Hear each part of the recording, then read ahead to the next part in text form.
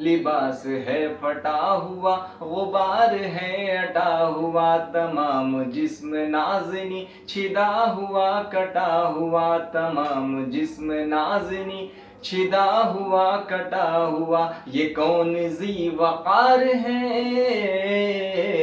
یہ کون ذی وقار ہے بلا کا شہ سوار ہے جو ہے ہزاروں قاتلوں کے سامنے ڈٹا ہوا جو ہے ہزاروں قاتلوں کے سامنے ڈٹا ہوا یہ بالیقین حسین ہے نبی کا نور عین ہے یہ بالیقین حسین ہے نبی کا نور عین ہے حسین ہے نبی کا نور عین ہے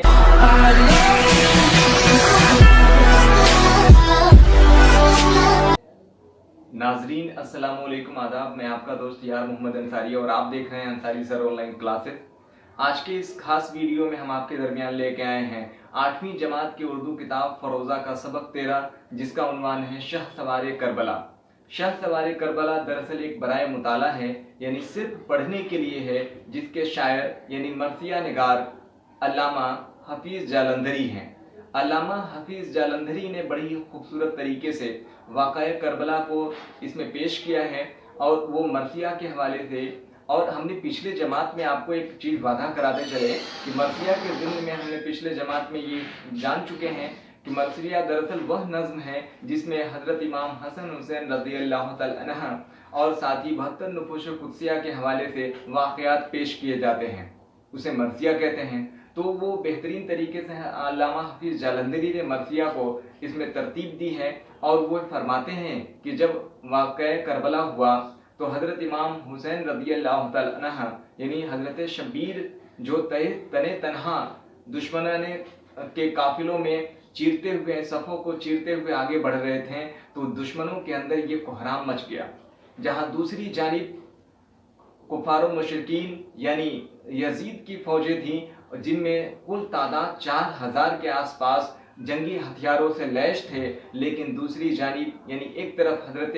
حسین رضی اللہ تعالی عنہ کی طرف جو ان کے اہل بیت اطہار تھے اور چند بچے اور خواتین موجود تھیں،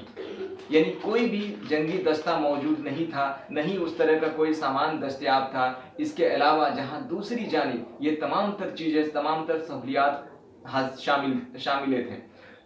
اس طریقے سے شہ سوار کربلا جو بہت ہی بہترین نظم ہے، اور اس ویڈیو کے ڈسکرپشن باکس میں اس کا لنک بھی ویڈیو کا ہم ڈال دیں گے، جو نظم آپ کے درمیان رکھی جانی ہے۔ بہرحال اس سبق 13 کے حوالے سے شہ سوار کربلا میں جو باتیں ضمن کی گئی ہیں، رقم کی گئی ہے، وہ میں نے سرسری طور پہ آپ کو بتایا۔ اس کے علاوہ وہ کہتے ہیں کہ جو کربلا کا واقعہ ہے یعنی جنگ ہوئی، وہ دراصل حق و باطل کی جنگ ہے، چونکہ حضرت امام حسین رضی اللہ تعالی عنہ ہرگز نہیں چاہتے تھے کہ کربلا کا کوئی واقعہ پیش آئے، یعنی کسی کو اپنی جانی و مالی نقصانات جھیلنا پڑے، لیکن جہاں پہ ایک دوسری طرف کفار و مشرکین یزید پلید اس بات پہ آمادہ کر رہے تھے، آپ کو پریشان کر رہے تھے کہ آپ کو ہر حال میں جنگ کرنی ہی پڑے گی ورنہ آپ میری بیعت کر لیں،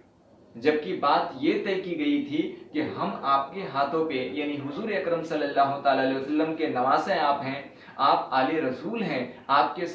کے ہاتھ پہ ہم بیعت کرنے والے ہیں، آپ کی باتوں کو ہم ماننے والے ہیں، لیکن یہاں معاملہ دراصل برعکس ہو گیا، الٹا پیش آیا۔